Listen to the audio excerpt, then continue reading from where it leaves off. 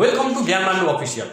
आजको हाम्रो लेक्चर चाहिँ साइबर ल र कम्प्युटर इथिक्स भन्ने च्याप्टरबाट साइबर ल र साइबर क्राइमको बारेमा हुनेछ। के हो त साइबर ल भनेको? साइबर अनि ल यहाँ दुईवटा छुट्टै छुट्टै शब्द छ, त्यो शब्दलाई जोडेपछि डेफिनेसन आफै बन्छ। साइबर रिलेटेड कुराको हरेक लिगल इस्युलाई कन्ट्रोल गर्ने ल भनेकै साइबर ल हो। यहाँ डेफिनेसन तपाईले हेर्न सक्नुहुन्छ।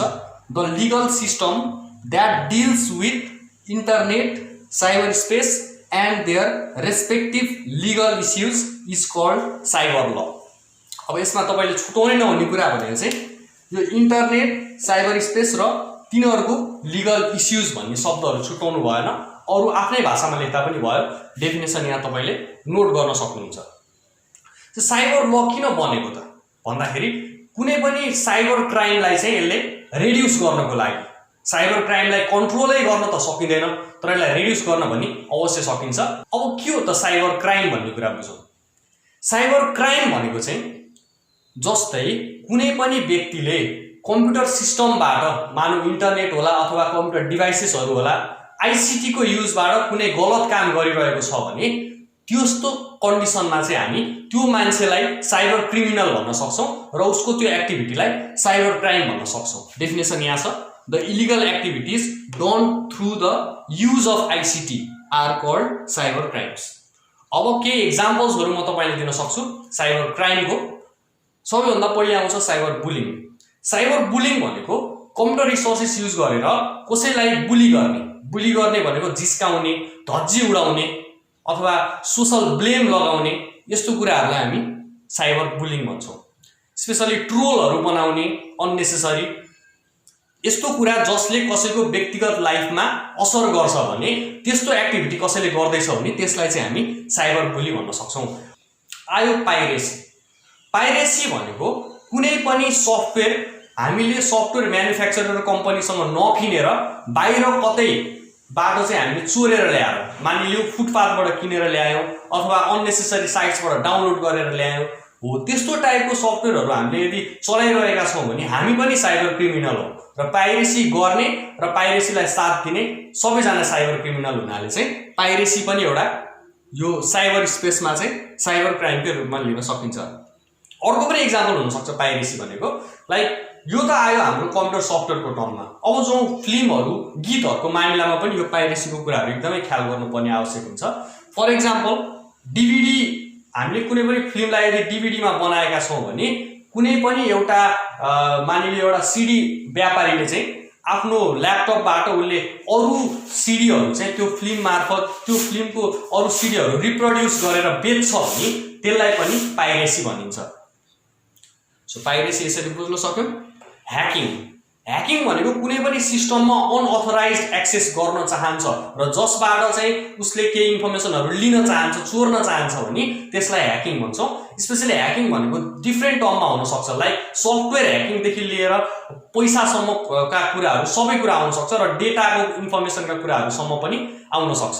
सो ह्याकिङ एकदमै इम्पोर्टेन्ट र सबैभन्दा जल्दो बल्दो साइबर क्राइम पनि हो।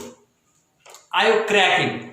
हामीले कहिलेकाहीँ सफ्टवेयरहरु इन्स्टल गर्दाखेरि हामीले पिन कोड बिना नै अथवा भनौं सिरियल नम्बर बिना नै हामीले इन्स्टल गरेर आउँछ सफ्टवेयरहरु। यसको क्र्याक कपी चाहिँ हामीले इन्टरनेटमै पाउँछौं। त्यो क्र्याकिङ गर्ने मान्छे चाहिँ जेनरली क्रिमिनलको रूपमा हामीले लिन सक्छौं। So cracking is also a crime. आयो प्लेजरिजम। सो यो प्लेजरिजम भनेको चाहिँ कस्तो भन्दाखेरि फर एक्जाम्पल यो चाहिँ जस्तै हामीले केही डकुमेन्ट्सहरु लेख्दै छौं, हामीले डकुमेन्ट्सहरु लेख्दाखेरि अरु मान्छेको डकुमेन्ट्सहरु हामीले एकदमै कपी र पेस्ट गरेर आफ्नो नाम भरेर दियौं भने अथवा कसैको आर्टिकलहरु हामीले चोरेर राखेर चाहिँ आफ्नो नाम राख्यौं भने यस्तोलाई हामी प्लेजरिजम भन्छौं। सो यो कुरा एकदमै ख्याल गर्नुपर्ने छ।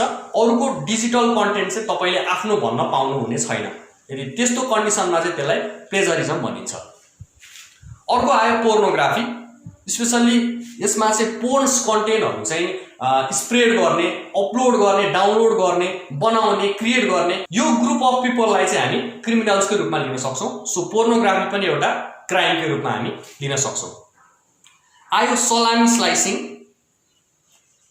सो यो सलामी स्लाइसिङ भनेको चाहिँ कस्तो भन्दाखेरि सानो सानो ट्रान्ज्याक्सनबाट पनि इभन हामीले थोरै थोरै पैसाहरू चाहिँ लिने। फर एक्जाम्पल मैले एक्जाम्पल मात्र लिएँ, कुनै एउटा मान्छे ब्याङ्कमा काम गर्छ अरे, उसले चाहिँ हरेक ट्रान्जेक्सन पछि 2 पैसा आफ्नो अकाउन्टमा ट्रान्सफर गरिरहेछ, ताकि त्यो अकाउन्ट होल्डरलाई थाहा नै हुँदैन 2 पैसा गएपछि त कति गएर, he doesn't know anything. But त्यो स्टाफ जसले डेटाबेस ह्यान्डल गरिरहेछ उसले हरेक ट्रान्जेक्सनको 2 पैसा लिइरहेको छ भने एउटा मान्छेबाट 2 पैसा होला, तर करोडौं मान्छेबाट लिँदाखेरि त्यसले ठुलो अमाउन्टमा चाहिँ पैसा लिन सक्ने चान्सेसहरू हुन्छ।